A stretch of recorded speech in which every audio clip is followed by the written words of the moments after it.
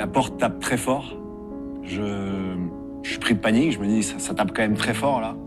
J'ouvre la porte d'entrée de l'appartement et là il y a une dizaine de personnes, des policiers, des huissiers, des assistantes sociales, un serrurier au cas où. J'ouvre la porte, je comprends pas ce qui m'arrive, les policiers me mettent sur le côté, une assistante sociale me prend tout de suite en charge, me dit Jonathan, ne t'inquiète pas, tout va bien. L'huissier commence à regarder ce qu'il y a dans l'appartement, ce qu'il va prendre, ce qu'il va saisir, ce qu'il va pas saisir. Ma mère arrive en panique, c'est un moment complètement lunaire qu'aucun gamin devrait vivre. Et l'assistante sociale, je me souviens de cette phrase qu'elle me dit, c'est « Fais tes affaires, tu ne rentreras pas à la maison ce soir ». Et ça commence de foyer en famille d'accueil, ça veut dire la faim, ça veut dire les bagarres, ça veut dire les cafards.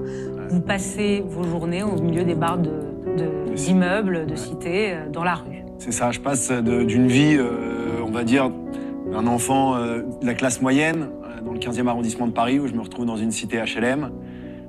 Tout le monde se connaît dans les cités, tout le monde sait qui vient d'où, qui est le frère de qui est le frère de quoi. Moi, je suis personne, sauf que j'ai une tête, je me laisse pas faire. Dès le premier jour à l'école, c'est bagarre générale sur moi. Je me défends. Je me fais exclure dès le premier jour à cause de cette bagarre, alors que j'ai fait que me défendre. C'est l'engrenage et bon bah voilà, je deviens une sorte de petite frappe.